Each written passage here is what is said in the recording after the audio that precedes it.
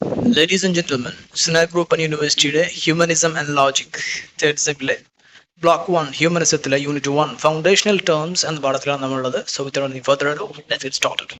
അപ്പോൾ ഈ ഒരു പാഠം എന്ന് പറയുന്നത് ശരിക്കും ഫോക്കസ് ചെയ്തിട്ടുള്ളത് എല്ലാ മതത്തിലും എല്ലാ കാഴ്ചപ്പാടുകളിലും സമാധാനം, സ്നേഹം തുടങ്ങി കൺസെപ്റ്റുകൾ ഉണ്ട്. ദ പവർ ഓഫ് കമ്പാഷൻ എല്ലാ റിലീജിയനിലും എല്ലാ കൾച്ചറിലും ഉണ്ട് എന്ന് നമ്മുടെ വായനക്കാർക്ക്, നമ്മുടെ സ്റ്റുഡൻസിന് എത്തിക്കുക എന്നുള്ളതാണ് അതിൻ്റെ ലക്ഷ്യം.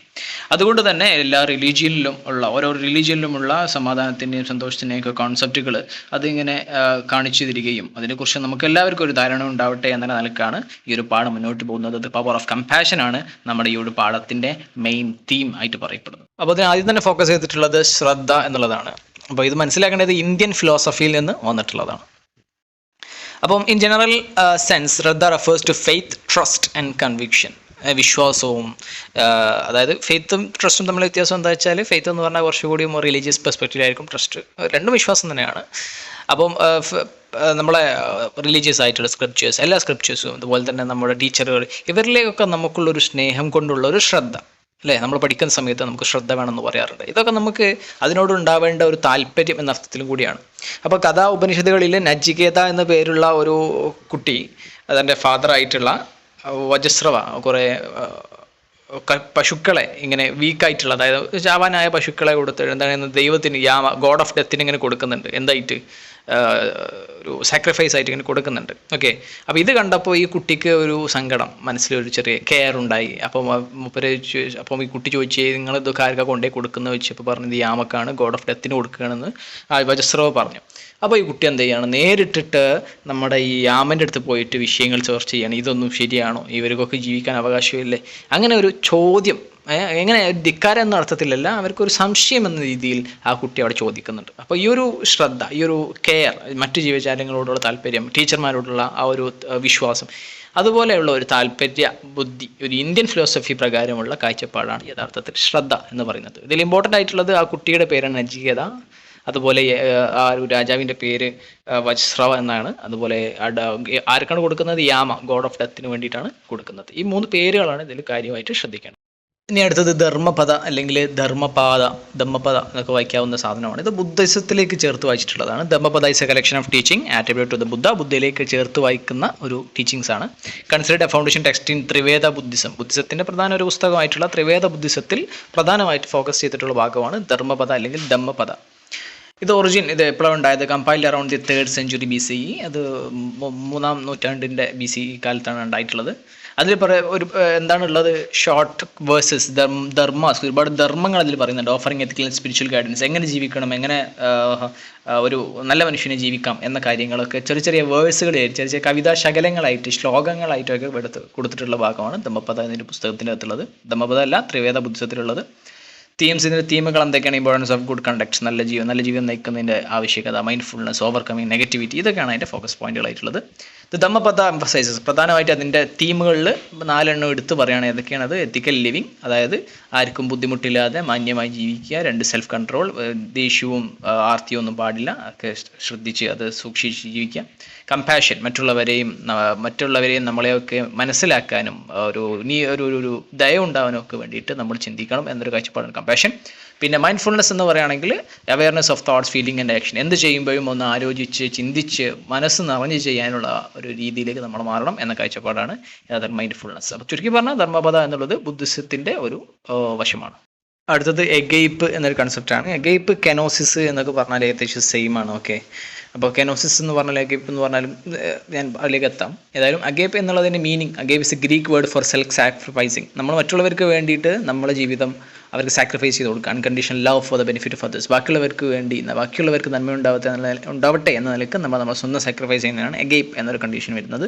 അപ്പോൾ ഇതൊരു ക്രിസ്ത്യൻ തിയോളജിയാണ് കേട്ടോ.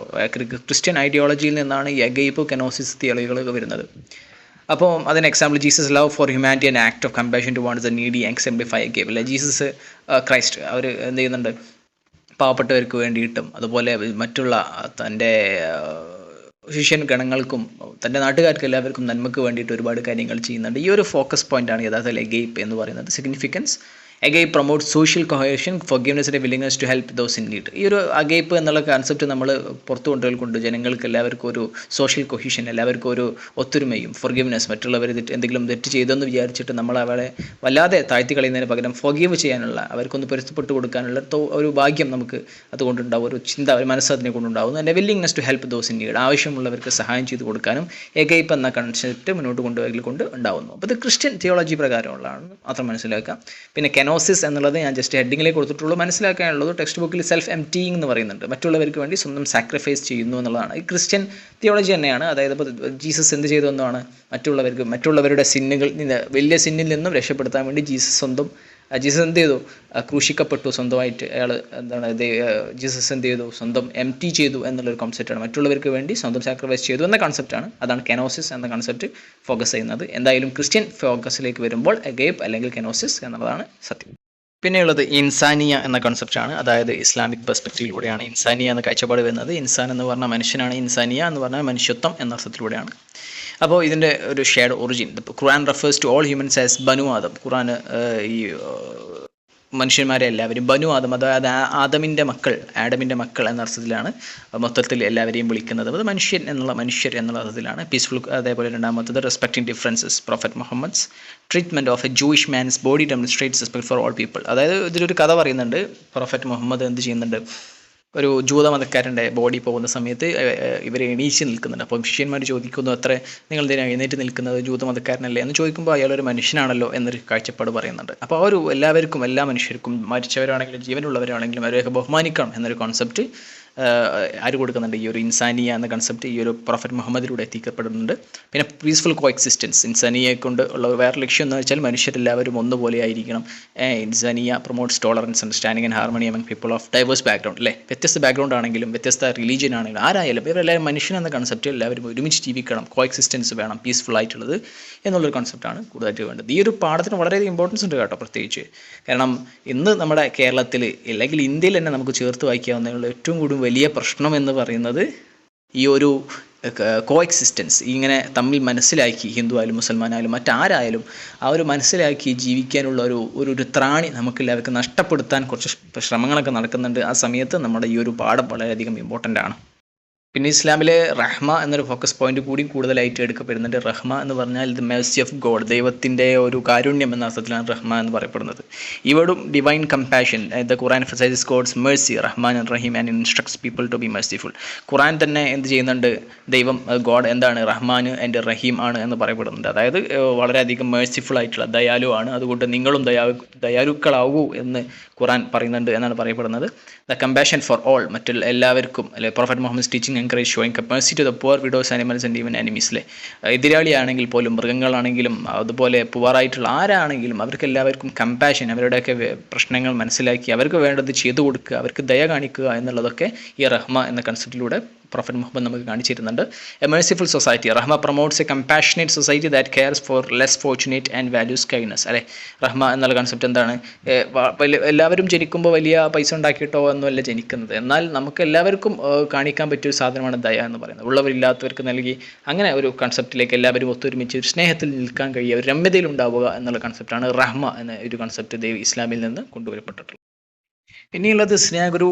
അതായത് നിങ്ങൾ പഠിക്കുന്ന ഈ ഒരു യൂണിവേഴ്സിറ്റിൻ്റെ പേര് തന്നെ സ്നേഹഗുരുവിനേക്ക് ചേർത്തിട്ടാണ്. അപ്പം നാരായണ ഗുരു എഴുതിയിട്ടുള്ള ഒരുപാട് പുസ്തകങ്ങളുണ്ട്, ഒരുപാട് വർക്കുകളുണ്ട്. അതിൽ പെട്ട ഒന്നാണ് അനുകമ്പ ദശകം എന്ന് പറയുന്നത്. അനുകമ്പ ദശകം, വിജയ രുണ്യ പഞ്ചകം, അങ്ങനെ ഒരുപാട് പേരുള്ള സാധനങ്ങൾ നിങ്ങളുടെ ടെക്സ്റ്റ് ബുക്കിലുണ്ട്.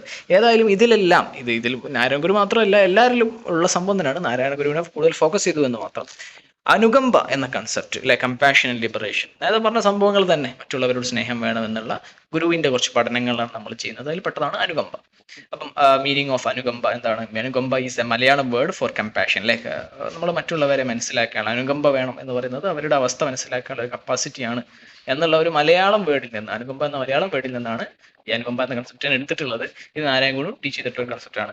പിന്നെ കരുണ, അത് നമ്മൾ കരുണയുള്ളവരായിരിക്കണം. Karuna emphasises understanding the suffering of others and actively working to elevate it. ബാക്കിയുള്ളവരുടെ അവസ്ഥ മനസ്സിലാക്കി അവരുടെ അവസ്ഥകൾ മെച്ചപ്പെടുത്താൻ വേണ്ടി നമ്മൾ പ്രവർത്തിക്കുന്നതിനാണ് കരുണ എന്ന് പറയുന്നത്.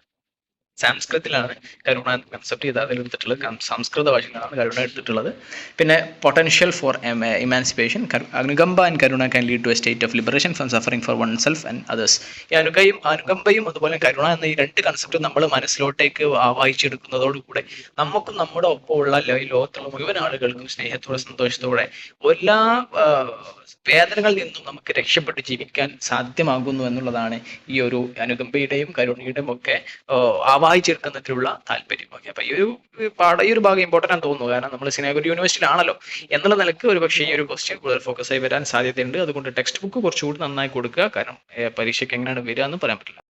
നേരത്തെ ഞാൻ ഫോക്കസ് പോയിന്റ് ആക്കി ഇട്ടതാണ് കെനോസിസ് എന്നുള്ള ക്രിസ്ത്യൻ ഫിലോസഫിയാണ്. അതിൻ്റെ അർത്ഥം ജസ്റ്റ് ഇവിടെ എടുത്തു കൊടുത്തു എന്നുള്ളത് സെൽഫ് എംപ്റ്റിയിങ് ഓർ സെൽഫ് റിന്യൂൻഷിയേഷൻ അല്ലേ. മറ്റുള്ളവർക്ക് വേണ്ടി തൻ്റെ സമൂഹത്തിന് വേണ്ടിയിട്ട് സ്വന്തം ഇല്ലായ്മയിലേക്ക് പോയി സെൽഫ് എംപ്റ്റിയിങ്, എനിക്കൊന്നും വേണ്ട മറ്റുള്ളവർക്ക് മതി എന്നുള്ള കോൺസെപ്റ്റിലേക്കാണ് കെനോസിസ് എന്ന കോൺസെപ്റ്റ് പോകുന്നത്. അതുപോലെ ഉബുണ്ടു എന്നൊരു കോൺസെപ്റ്റാണ്, അത് കുറച്ച് ഇമ്പോർട്ടൻ്റ് ആണ്. അതായത് വിഷയം മനസ്സിലാക്കാൻ വേണ്ടി മാത്രം ഞാൻ അവിടെ ഷോർട്ടാക്കി കൊടുത്തിട്ടുള്ളതാണ്. ഉബുണ്ടു ഒരു ആഫ്രിക്കൻ ഫിലോസഫിയാണ്. ഇതുവരെ നമ്മൾ ഇന്ത്യൻ ഫിലോസഫി പറഞ്ഞു, ഇസ്ലാം, ഹിന്ദു, ബാക്കി പല റിലീജിയസ് കോൺസെപ്റ്റുകൾ നമ്മൾ ചേർത്ത് വായിച്ചു. സിക്കിസത്തിൽ വരെയുണ്ട് ആ കൺസെപ്റ്റ്. ഓക്കെ, സിക്കിസത്തിലുള്ള കൺസെപ്റ്റ് വളരെയധികം ശ്രദ്ധ കൊടുക്കപ്പെട്ടിട്ടില്ലെങ്കിലും ഇതിലെല്ലാം ഇതിലുണ്ട്. എന്തായാലും ഉബുണ്ടു എന്ന കൺസെപ്റ്റ് ആഫ്രിക്കൻ ഫിലോസഫിയാണ്. That emphasises the interconnectedness of people and the importance of humanity towards others. എല്ലാ ഇതിലും മനുഷ്യന്മാരെല്ലാവരും ഒന്നുപോലെ ആയിരിക്കണം അല്ലേ. ഞാനത് ഒന്നുപോലെ ആയിരിക്കണം എന്ന് പറയുമ്പോൾ ഒരു ചിരി വരുന്നുണ്ട്. കാരണം ഒരാൾ പാടിയതാണ്. ഓരോരുത്തർ എടുക്കുന്ന കാഴ്ചപ്പാട് രസമാണ്. ഒരു ഉദാഹരണം ജസ്റ്റ് വിറ്റാക്കി പറയാണ്. ഒരു ദിവസം ഒരാൾ പാടുകയാണ്, മാവേലി നാട്ടുവാൻ ഇടും കാലം മനുഷ്യരെല്ലാവരും ഒന്നുപോലെ എന്ന് പറഞ്ഞു. അപ്പോൾ എന്നിട്ട് അയാൾ അത് വിശദീകരിക്കുന്നതാണ് രസം. മാവേലി നടുവാൻ ഇടുംകാലം, മാവേലിയാണ് നാട് ഭരിക്കുന്നത്, ഓക്കെ, പക്ഷെ മനുഷ്യരെല്ലാവരും ഒന്നുപോലെ ഇങ്ങനെ മലിഞ്ഞിരിക്കുന്നു എന്നാണ് പറഞ്ഞത്. ഒന്നുപോലെ മലിഞ്ഞിരിക്കുന്നു. അപ്പോൾ ഓരോരുത്തർ കാണുന്ന കാഴ്ചപ്പാടുകളാണ്. എനിവേ, നമ്മൾ ആഫ്രിക്കൻ ഫിലോസഫിയിലുള്ള അവരുടെ ഒരു മനുഷ്യന്മാർക്കിടയിലുള്ള ഇന്റർ കണക്ട്നെസ്, ആ ഒരു കണക്ഷൻ എങ്ങനെ വേണം എന്നുള്ള താല്പര്യത്തിൽ കൂടുതൽ ഫോക്കസ് ചെയ്യുന്ന പോക്കൻ്റാണ് ഉബുണ്ടു എന്ന് പറയുന്നത്. Importance of humanity towards others അല്ലേ. എല്ലാവരെയും മനുഷ്യനായി കാണാനും മനുഷ്യരെല്ലാവരും ഒന്നുപോലെ എന്ന കൺസെപ്റ്റിലേക്ക് നമ്മളെല്ലാവരും ഒരുമിച്ച് പോകണം എന്ന ഒരു ആഫ്രിക്കൻ ഫിലോസഫിയാണ് യഥാർത്ഥത്തിൽ ഉബുണ്ടു. ഉബുണ്ടു വേറെ എവിടെയെങ്കിലും കേട്ടിട്ടുണ്ടോ? നിങ്ങൾ ഒരു പക്ഷേ കേരളൈറ്റ് സ്കൂളുകൾ പഠിക്കുകയാണെങ്കിൽ, അതായത് ഗവൺമെന്റ് സ്കൂൾ പഠിക്കുകയാണെങ്കിൽ നമ്മൾ യൂസ് ചെയ്തിരുന്ന ഒരു അല്ലേ IT യൂസ് ചെയ്തിരുന്ന ഒരു സോഫ്റ്റ്വെയർ ആണ്, മൈക്രോസോഫ്റ്റിന് പകരം ഉപയോഗിച്ച സോഫ്റ്റ്വെയർ ആണ് ഉബുണ്ടു എന്ന് പറയുന്നത്. ഏതായാലും അത് പോകട്ടെ. ഉബുണ്ടു എന്നുള്ളത് ആഫ്രിക്കൻ ഫിലോസഫിയാണ്. അതിൽ നിന്നാണ് എന്താണ് മനുഷ്യരെല്ലാവരും ഒന്നുപോലെ ആയിരിക്കണം, കണക്റ്റഡ് ആയിരിക്കണം എന്ന ഫോക്കസാണ് ഉബുണ്ടു. ഇനി ഈ ഭാഗത്ത് ധർമ്മപദ ഒഴികെ ബാക്കി എല്ലാ ഫോക്കസ് പോയിന്റുകളും ഞാൻ ഒന്ന് ഷോർട്ട് ആക്കിയിട്ട് തന്നിട്ടുണ്ട്. ശ്രദ്ധ എന്ന് പറഞ്ഞാൽ care, ethical living and pursuit of knowledge. അതായത് ശ്രദ്ധ ഉണ്ടാവണം, അത് പല രൂപത്തിലുണ്ടാവും. എന്ന് മാത്രമല്ല നമ്മൾ വിദ്യ തേടി എവിടേക്ക് വേണമെങ്കിലും പോകണം. നമ്മളെ പഠിപ്പിക്കുന്ന അധ്യാപകനോട് നമുക്ക് പൂർണ്ണമായിട്ടുള്ള വിശ്വാസം ഉണ്ടായിരിക്കണം. ഇന്നിപ്പോൾ ആ സംഭവം ഇല്ലല്ലോ. ഇന്നിപ്പോൾ പണ്ടൊക്കെ ടീച്ചർ അടിക്കാൻ പോകുമെങ്കിൽ ടീച്ചർ അടിക്കില്ല, പ്ലീസ് പ്ലീസ് അങ്ങനെയൊക്കെ പറഞ്ഞ് പോകുന്ന കാലമായിരുന്നു. ഇന്നിപ്പോൾ എങ്ങനെയാ, ടീച്ചർ അടി തുടങ്ങിയാൽ പറയും ഒന്ന് നിർത്തുമോ, മിസ്കോൾ ഇടാനാണ് പറയുക. ഓക്കെ, ഇപ്പം ഇന്ന് ടീച്ചർമാരോട് ഒരു ബന്ധവും ഇല്ല. അത് അപ്പോൾ ശ്രദ്ധ എന്നൊരു ഫോക്കസ് പോയിന്റ് വളരെ ഇമ്പോർട്ടൻ്റ് ആണ്. അതായത് ടീച്ചർമാരോടുള്ള ഒരു വിശ്വാസം കൂടി അതിന് ഇമ്പോർട്ടൻ്റ് ആണ്. പിന്നെ എഗൈപ്പ് എന്ന ഫോക്കസ് ആണ്, unconditional self sacrificing love all the benefit of others. Agape എന്ന് പറഞ്ഞാൽ നമ്മൾ നേരത്തെ പറഞ്ഞ കെനോസിസ് എന്ന ഫോക്കസ് പോയിന്റ് ആണ്. മറ്റുള്ളവർക്ക് വേണ്ടി നമ്മൾ സ്വന്തമായിട്ട് സാക്രിഫൈസ് ചെയ്യുക എന്നുള്ളതാണ്. അതിനിടയ്ക്ക് നമുക്ക് നഷ്ടപ്പെട്ട ഒന്നാണ് ധമ്മപദ. നിങ്ങൾക്ക് എല്ലാവർക്കും അറിയാം, അത് ബുദ്ധൻ ഫിലോസഫിയാണ്. ഞാനത് ചേർത്തിട്ടില്ല, നിങ്ങൾ ജസ്റ്റ് ഓർത്ത് വെച്ചാൽ മതി. ബുദ്ധന്റെ താല്പര്യങ്ങളാണ് ധർമ്മപാത. ബുദ്ധന്റെ ധർമ്മത്തിന്റെ പാതയുണ്ട്, ആ പാത പിന്തുടരുന്നതിനാണ് ധമ്മപദ എന്ന് പറയുന്നത്. ഏതായാലും പിന്നെ ഇൻസാനിയ എന്ന് പറയുന്ന ഇസ്ലാമിക് കോൺസെപ്റ്റ് ആണ്. അതായത് എല്ലാവർക്കും മനുഷ്യത്വമുണ്ട്, എല്ലാവരും മനുഷ്യരെ പരിഗണിക്കണം എന്ന കോൺസെപ്റ്റാണ്. റഹ്മ എന്നുള്ളതും ഇസ്ലാമിക് കോൺസെപ്റ്റ് തന്നെയാണ്. അത് God's mercy and cultivation of compassion towards all beings. എല്ലാ ജീവജാലങ്ങളിലേക്കും ദൈവത്തിൻ്റെ മേഴ്സി ഉണ്ട് എന്ന കോൺസെപ്റ്റാണ് റഹ്മ എന്ന് പറയുന്നത്. പിന്നെ അനുകമ്പ, കരുണ എന്നുള്ളത് ഒരു നമ്മുടെ നാരായണ ഗുരു പഠിപ്പിച്ച ഒരു സിസ്റ്റമാണ്. Compassion that can lead to liberation from suffering. അനുകമ്പയും കരുണയൊക്കെ നമ്മൾ ആ വായിച്ചെടുക്കൽ കൊണ്ട് നമുക്കൊരു ചുറ്റുപാടുള്ള എല്ലാവർക്കും സന്തോഷത്തോടു കൂടി ജീവിക്കാനും എല്ലാ പ്രശ്നങ്ങളിൽ നിന്നും വിട്ടു നിൽക്കാനും നമുക്ക് ലിബറേഷൻ കിട്ടാൻ എന്ത് ചെയ്യുന്നു, ഈ ഒരു കൺസെപ്റ്റുകളെല്ലാം സാധ്യമാക്കുന്നു. ഇനി കുറച്ച് എക്സാം ഓറിയൻറ്റഡ് ക്വസ്റ്റ്യൻസ് ആണ് ഇവിടെ കൊടുത്തിട്ടുള്ളത്. പല ഭാഗങ്ങളും ഞാൻ ഇതിൽ ഒഴിവാക്കിയിട്ടുണ്ട്. ഇത് നിങ്ങൾക്ക് ചെയ്യാൻ വേണ്ടിയിട്ടാണ്. നമ്മുടെ ഒരു ഗൈഡ് ഇതിന് വേണ്ടിയിട്ട് ഇറങ്ങും. ആ ഇറങ്ങുന്ന സമയത്ത് അഥവാ ഗൈഡ് ഇറങ്ങിയിട്ടുണ്ടെങ്കിൽ നമ്മളെ ലിങ്കിലോ അല്ലെങ്കിൽ ഷോപ്പിലോ എവിടെയെങ്കിലും കാണാൻ പറ്റും. ഓക്കെ, ഇറങ്ങിയിട്ടുണ്ടെങ്കിൽ അവിടെ ഉണ്ടാവും. അവിടെ ഇറങ്ങുന്ന സമയത്ത് അതിൽ നമ്മൾ കൂടുതൽ ക്വസ്റ്റ്യൻസ് ചേർക്കുകയും കൂടുതൽ ആൻസേഴ്സ് അതിൽ ഉൾപ്പെടുത്തുകയും ഒക്കെ ചെയ്യും. അപ്പോൾ അത് വരികയാണെങ്കിൽ നിങ്ങൾ കഴിയുമെങ്കിൽ ഇത് വാങ്ങിയെടുക്കുക. അപ്പോൾ ചുരുക്കി പറഞ്ഞാൽ ഇന്നത്തെ കാലത്ത് ഏറ്റവും കൂടുതൽ ഇമ്പോർട്ടൻസ്, പ്രത്യേകിച്ച് ഇന്ത്യ മഹാരാജ്യത്ത് ഏറ്റവും കൂടുതൽ ഇമ്പോർട്ടൻസ് നൽകേണ്ട ഒരു ഭാഗമാണ് ഹ്യൂമനിസം എന്ന് പറയുന്ന സാധനം. മനുഷ്യത്വം എന്ന് വേണമെങ്കിൽ നമുക്ക് അർത്ഥം വെക്കാൻ പറ്റും. ഈ ഒരു മനുഷ്യത്വം എന്ന സാധനം എടുത്തു കളയാൻ വേണ്ടി ആവത്തോളം ശ്രദ്ധിക്കുന്ന ഒരു ഭരണകൂടത്തിലാണ് നമ്മളുള്ളത്. ഓക്കെ, അപ്പോൾ നമ്മൾ ബുദ്ധിപരമായിട്ട് ചിന്തിച്ച് ലോജിക്കലി ചിന്തിച്ച് ഹ്യൂമനിസം എന്ന കൺസെപ്റ്റ് മനസ്സിലാക്കി മുന്നോട്ട് പോകണം എന്ന് കാണിക്കുന്നതിന് ഏറ്റവും നല്ല പാഠത്തിലാണ് നിങ്ങളുള്ളത്. ഈ പാഠം നിർബന്ധമായിട്ടും എല്ലാവരും പൂർണ്ണമായിട്ട് ശ്രദ്ധിക്കുക. ഒരുപാട് കാര്യങ്ങൾ ചർച്ച ചെയ്യേണ്ട വിഷയങ്ങളാണ്. അതേസമയം നിങ്ങൾ ശ്രദ്ധിക്കേണ്ടത്, പരീക്ഷ എഴുതുന്ന സമയത്ത് എന്ത് സംഭവിക്കാൻ പാടില്ല, ഒരു നിലക്കും പേഴ്സണൽ ഒപ്പീനിയൻസ് അവിടെ ഡയലോഗ് അടിക്കാൻ പാടില്ല. ഉദാഹരണത്തിന് ഇപ്പോഴത്തെ ഗവൺമെൻറ്റിനെ ചീത്ത പറയുന്ന രീതിയോ അല്ലെങ്കിൽ അങ്ങനത്തെ ഒരു കാര്യം നമ്മുടെ റെഫറൻസ് ചെയ്യാൻ പാടില്ല. നിങ്ങളെ മാർക്കിനെ വല്ലാതെ ബാധിക്കും. കാര്യങ്ങൾ ശരിയായിരിക്കാം, പക്ഷേ അത് പരീക്ഷയ്ക്ക് എഴുതുമ്പോൾ പരീക്ഷയ്ക്ക് അത് എഴുതാൻ പറ്റൂല, എഴുതിയാൽ മാർക്ക് കുറയാൻ വരെ സാധ്യതയുണ്ട്. ഇന്നത്തെ രസകരമായ ഒരു വാർത്ത ഞാൻ കേട്ടിട്ടുള്ളത്, എന്താണ്, അവർ ഉത്തരേന്ത്യയിലാന്ന് തോന്നുന്നുണ്ട്, അവരെല്ലാവരും പേപ്പറിൽ എഴുതി വെച്ചത്ര എന്ത്, എന്താണ്, എഴുതി വെച്ചിരുന്ന ഒരു സാധനം ഉണ്ടല്ലോ, എന്നിട്ട് ജയ് ശ്രീറാം, അതന്നെ ജയ് ശ്രീറാം എന്ന് എഴുതി വെച്ചപ്പോൾ അവരെല്ലാവരെയും പാസ്സാക്കി വിട്ടു. എന്നിട്ട് അവിടുത്തെ ഒരു സിഖ് സ്റ്റുഡൻറ് ഇത് അറിയുകയും അങ്ങനെ പേപ്പർ നിർബന്ധമായും കാണിക്കപ്പെടണം, മാർക്ക് നോക്കണം എന്ന് പറഞ്ഞ് കാണിച്ചപ്പോൾ ഈ ഉടായ്പകളെല്ലാം പിടിക്കുകയും പിന്നെ അത് മൊത്തം പ്രശ്നമാവുകയും ചെയ്തിട്ടുണ്ട്. അപ്പോൾ നമ്മളുള്ള ലോകം എന്ന് പറയുന്നത് വിദ്യക്കല്ല, അത് വെറും ലോജിക്ക് ഇല്ലാത്ത, മനുഷ്യത്വം ഇല്ലാത്ത, എല്ലാം ഒരു ഇമോഷനിൽ കളിക്കുന്ന ഒരു ലോകത്താണ് നമ്മളുള്ളത്. അപ്പോൾ ഈ പ്രശ്നങ്ങളിൽ നിന്നെല്ലാം മാറി നിന്ന് ഈ പ്രശ്നങ്ങളെ മനസ്സിലാക്കി ധ്രുവ് റാട്ടി പോലെയുള്ള, അല്ലെ ധ്രുവ് രതി നടിച്ചാൽ മതി, DHRUV RATHE, ധ്രുവ് രതി പോലെയുള്ള ആളുകളുടെ വീഡിയോസ് കണ്ട് നമ്മൾ നമ്മുടെ സമൂഹത്തിന് അവസ്ഥ മനസ്സിലാക്കി മുന്നോട്ട് പോകണം എന്ന് മാത്രം ഓർമ്മിപ്പിച്ചുകൊണ്ട് നിർത്തുന്നു. Until next time, till then bye, take care.